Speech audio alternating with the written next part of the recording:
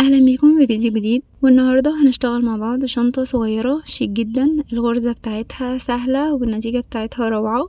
انت تقدري تفصلي اليد المعدن دي وتستخدميها ككلاتش، شكلها تحفة في اللبس. اذا اول مرة تشوفيني، معاكي من بدر، ودي قناة برنسس ميد كروشيه. مستنية التعليق بتاعك، تعرفيني بتشوفيني من اي مكان، وايه رأيك في الشنطة. واللايك والشير بيساعدوا في دعم القناة علشان اعرف اقدم لك شغل اكتر واحلى. ما تنسيش الاشتراك، ويلا بينا على طول نبتدي. استخدمت 3 ألوان من خيط السلسلة، سمك الخيط 3 ملي. استخدمت أقل من 100 جرام في كل لون، طبعا تقدري تشتغليها كلها بلون واحد. واستخدمت إبرة رقم 4.5 ملي. أول حاجة عملت عقدة بداية، واشتغلت 41 سلسلة.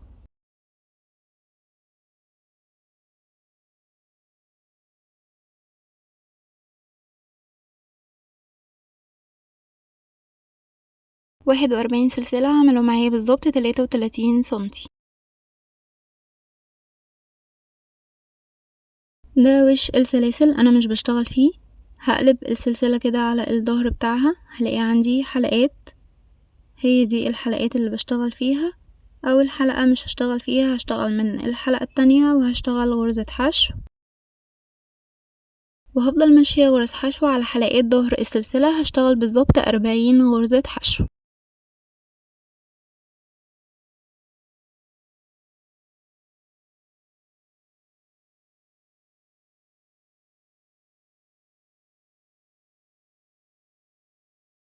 خلصت السطر الاول، هرتفع سلسلة وهروح للسطر التاني، الف الشغل بتاعي، وهشتغل برضو تحت الحلقتين غرز حشو. هشتغل السطر التاني 40 غرزة حشو.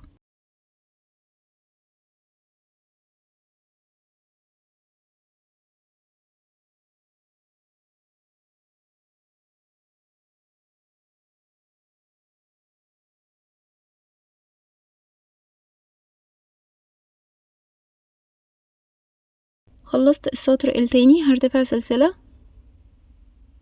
وألف الشغل وأبتدي الغرزة بتاعة الشنطة. خلينا متفقين ان اول غرزتين دايما في جسم الشنطة هيكونوا غرز حشو. ادي 1 2. الغرزة اللي بعدها هتكون غرزة نص عمود، بس انا مش هشتغلها تحت الحلقتين، لا انا هشتغلها شايفين كده. انا بنزل لغرزة الحشو الاولى اللي في السطر الاول، هنا بلف الخيط على الابرة وانزل كده تحت حرف الفي، اسحب خيط. هيكون عندي 3 لفات على الابرة، هسحب الخيط من ال3 لفات مع بعض. تلاقي غرزة النص عمود اخدت شكل الميل. هسيب غرزة واروح للي بعدها واشتغل غرزة حشو، وبعدين هشتغل غرزة نص عمود مرة كمان. هسيب الغرزة دي تحت حرف الفي على مستوى الغرزة اللي انا عاملاها قبل كده. بلف الخيط على الابرة، بنزل كده تحت حرف الفي، اسحب خيط وبعدين اسحبه من ال3 لفات مع بعض، واكرر. اسيب غرزة اروح للي بعدها اعمل غرزة حشو، وبعدين ارجع تاني لغرز الحشو في السطر الاول. بسيب الغرزة دي اللي هي مكان غرزة الحشو واروح لغرزة اللي بعدها تحت حرف الفي واعمل غرزة نص عمود.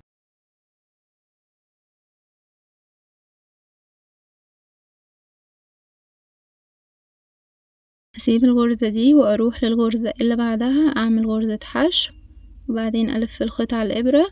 ارجع تاني لغرز الحشو اللي في السطر الاول، بسيب الغرزة دي وبروح للي بعدها، الف الخيط على الابرة، ادخل كده تحت حرف الفي، اسحب خيط. بيكون عندي 3 لفات على الابرة، اسحب الخيط من ال3 لفات مع بعض واكرر. اسيب غرزة اروح للي بعدها اعمل غرزة حشو،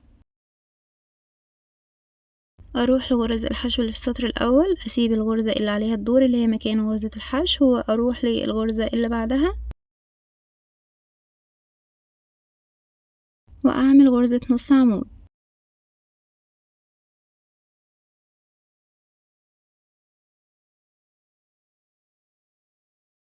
اسيب غرزة اروح للي بعدها اعمل غرزة حشو، وبعدين الف الخيط على الابرة اروح لغرز الحشو في السطر الاول، اسيب غرزة واروح للي بعدها دي تحت الحلقتين واعمل غرزة نص عمود، وهكذا بقى اكرر، افضل ماشية بالطريقة دي لحد ما اخلص السطر كله.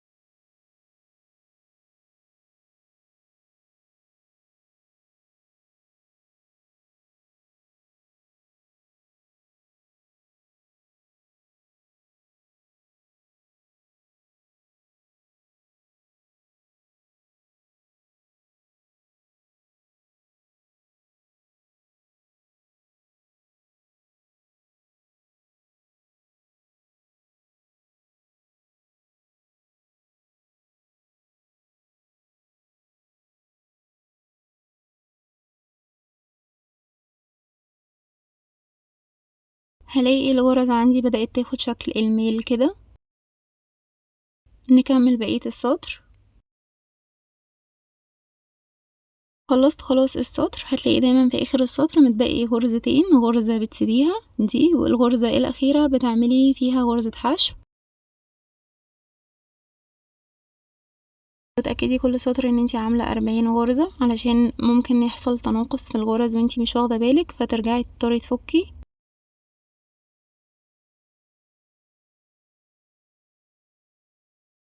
انا اتأكدت ان الغرز عندي 40 غرزة، هرتفع سلسلة واروح للسطر اللي بعد منه. زي ما احنا متفقين ان اول غرزتين عندي دايما في اول السطر هيكونوا 2 حشو، 1 2. بعد كده هشتغل غرزة نص عمود، هرجع للسطر اللي قبل منه تحت غرزة الحشو دي في اول غرزة هنا، وبعدين الف الخيط على الابرة، انزل تحت الغرزة بتاعتي، اسحب خيط، بيكون عندي 3 لفات على الابرة، بسحب الخيط من ال3 لفات واكرر نفس اللي انا عملته بالظبط في السطر اللي قبل منه. تلاقي الغرزة بدأت تاخد شكل الاسهم كده، بسيب غرزة اروح للي بعدها اعمل غرزة حشو، وبعدين الف الخيط على الابرة. بدخل فين بقى بالظبط؟ شايفين السبعة المعوجة دي هنا كده بالظبط. طيب انا عايزة اتأكد اكتر، لما باجي الف الشغل بتاعي بلاقي تحت حرف ال V او تحت غرزة الحشو، ده كده مكانها المظبوط. بلف الخيط على الابرة، اروح كده تحت السبعة المعوجة دي كده على الضلع، بلف الشغل بتاعي، بتأكد ان هي تحت غرزة حشو، خلاص انا كده ده مكان الصح. وبعدين اكمل بقى غرزة النص عمود بتاعتي عادي، اسيب غرزة اروح للي بعدها واعمل غرزة حشو، اللي بعديها غرزة نص عمود. شايفين شكل السبعة المعوجة على الضلع دي؟ بدخل كده تحت منها بالإبرة، باجي ألف الشغل بتاعي بلاقيها بالظبط تحت غرزة الحشو، ده كده مكانها الصح.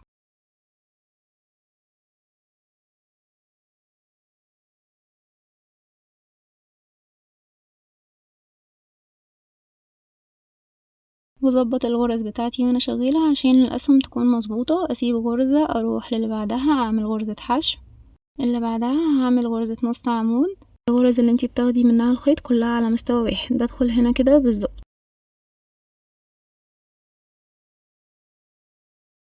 لما باجي ألف الشغل بتاعي بيكون تحت غرزة حشو، ألف الخيط على الإبرة، أدخل تحت حرف ال V المعوج ده أو المايل ده، أسحب خيط، وبعدين أكمل غرزة النص عمود بتاعتي، وأفضل بقى شغالة بالطريقة دي. أسيب غرزة أدخل في اللي بعدها أعمل غرزة حشو، وبعدين أروح للسبعة المايلة اللي على الضلع دي، أسحب خيط. لو لفيت الشغل هلاقيها تحت غرزة حشو، وأكمل غرزة النص عمود بتاعتي. هفضل شغالة بالطريقة دي لحد ما أخلص السطر كله.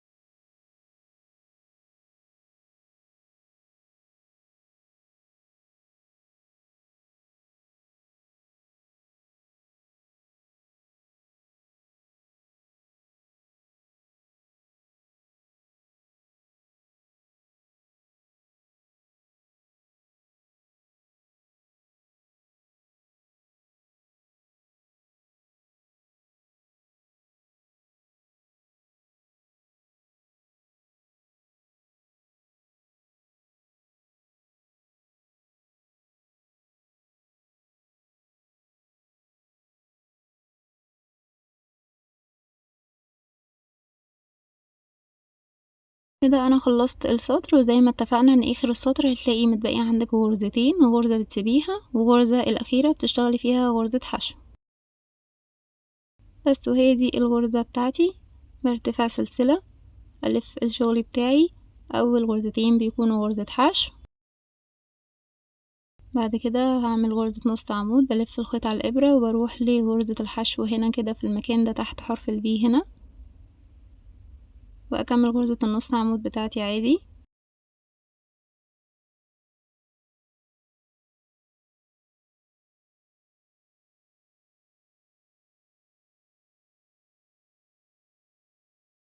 اسيب غرزة اروح للي بعديها اعمل حشو، وبعدين الف الخيط على الابرة اروح للضلع اللي عليه الدور، السبعة اللي مايلة على الضلع دي، ولو لفيت الشغل هلاقيني واخدة الخيط من تحت غرزة حشو. وانا بسحب الخيط بريح الخيط بتاعي على الابرة عشان الغرزة معايا متبقاش مشدودة، وبعدين اكمل الغرزة بتاعتي عادي. هفضل بقى ماشية بالطريقة دي زي ما اشتغلت السطر اللي قبل منه لحد ما اخلص السطر. انا اشتغلت بلون فاتح عشان الغرزة تكون واضحة معاكم، بس انا بداية الشغل بتاعي كان باللون الكحلي. تقدري بقى تعملي تدريجة الالوان بالالوان اللي انت عايزاها، او حتى تعمليها نفس اللون. طيب انا عايزة اغير اللون، هغيره ازاي؟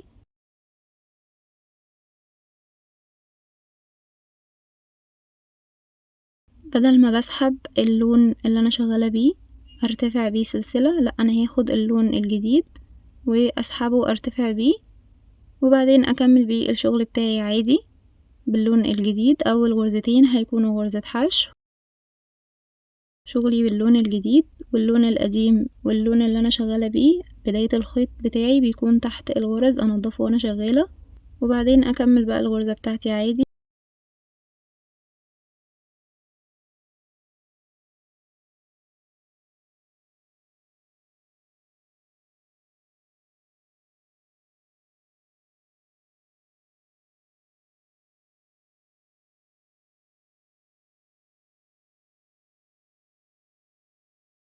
بفضل ماشية باللون القديم كده معايا شوية تحت الغرز، وبعدين بفصله، وهفضل بقى ماشية بالطريقة دي لحد ما ارتفع عدد سطور.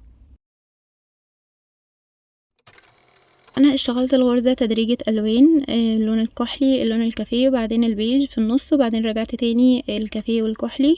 تقدري متعمليش كده، تعملي كل صف او صفين لوحدهم على حسب التدريجة اللي انت عايزاها، او حتى تعمليها كلها بلون واحد.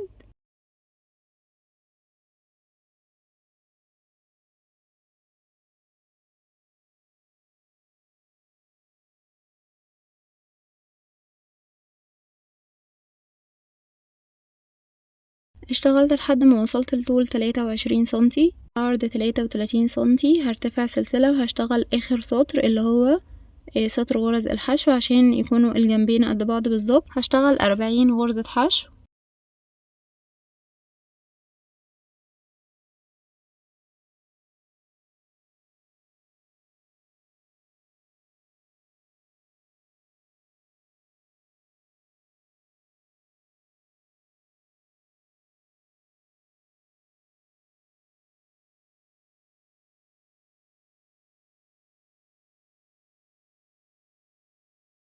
بعد ما بخلص السطر برتفع سلسلة تثبيت، وبعدين افصل الخيط وانضفه تحت الغرز. اي بقى خيوط زيادة من الخيوط اللي انا كنت شغالة بيها ببتدي انضفها تحت الغرز بتاعتي.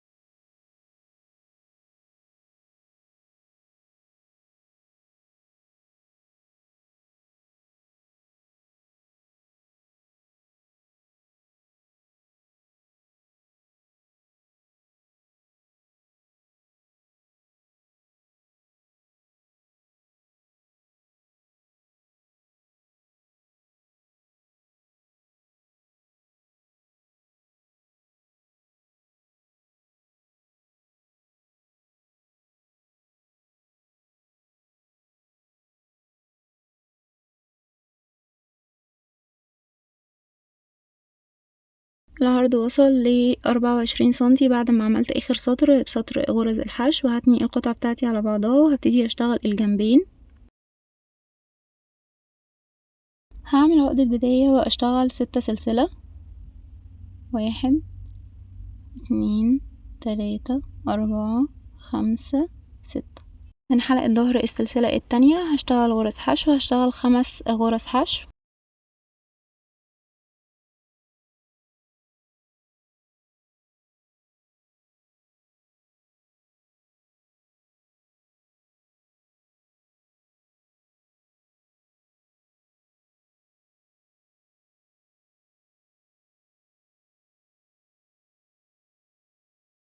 ارتفع سلسلة واشتغل برضو 5 غرز حشو، وباخد الخيط بتاع البداية ده معايا وانا شغالة.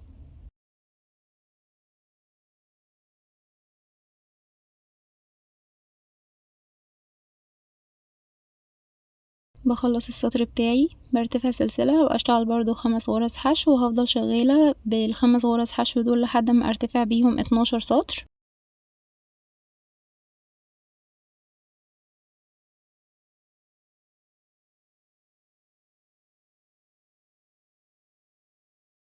اتنين 4 6 8 10 12. هبتدي بقى اقفل الجنب بتاعي بغرز المنزلقة. هروح لأول غرزة عندي هنا،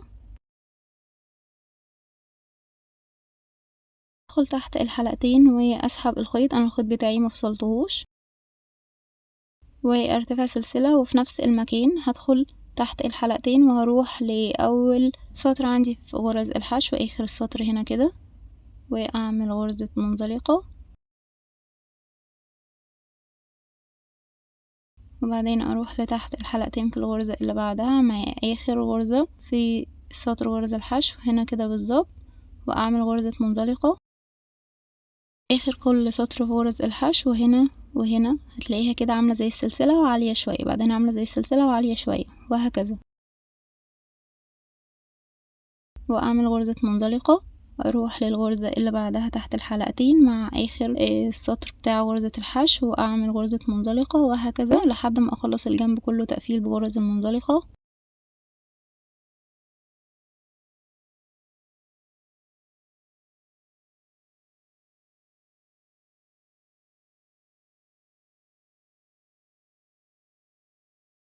ولما بوصل لل5 غرز بتوع القاعدة هدخل تحت الحلقتين مع تحت الحلقتين في الغرزة اللي قدامها، واعمل غرزة منزلقة، واكمل بقى لحد ما اخلص الجنب كله.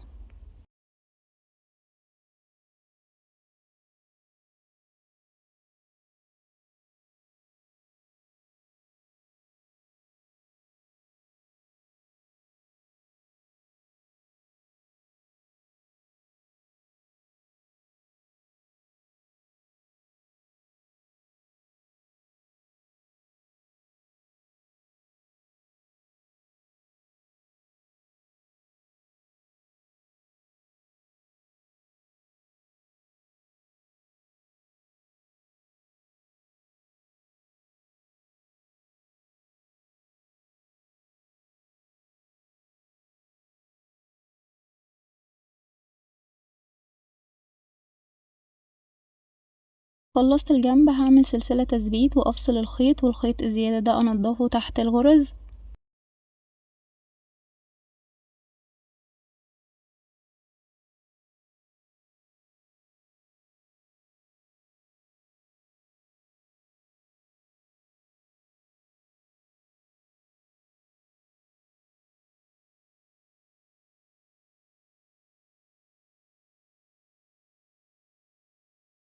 بنفس الاعداد هعمل جنب كمان واوصله كده في اول غرزة عندي، وبعدين اسحب الخيط واقفل الجنب بنفس طريقة الجنب التاني، كل غرزة كده مع اللي قدامها بغرزة المنزلقة.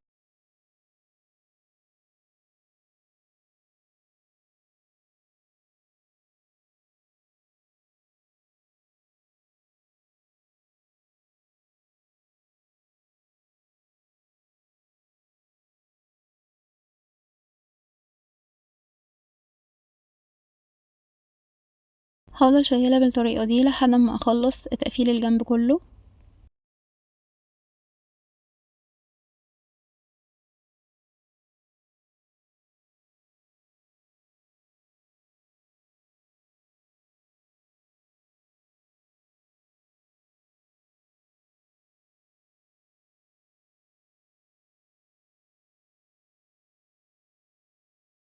ده كده شكل الجنبين بعد التقفيل.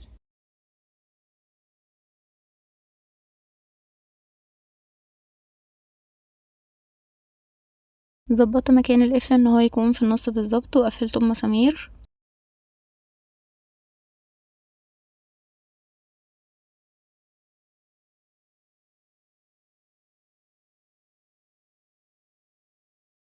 وركبت القطعة التانية في جسم الشنطة بالطريقة دي.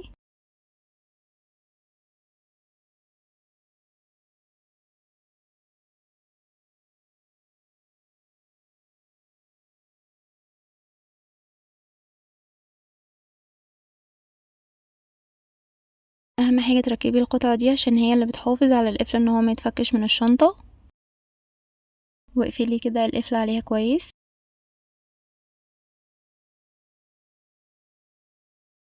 ممكن تقفي لحد هنا وتستخدمي الشنطة ككلاتش، شكلها حلو قوي قوي، حتى الماسكة بتاعتها شيك.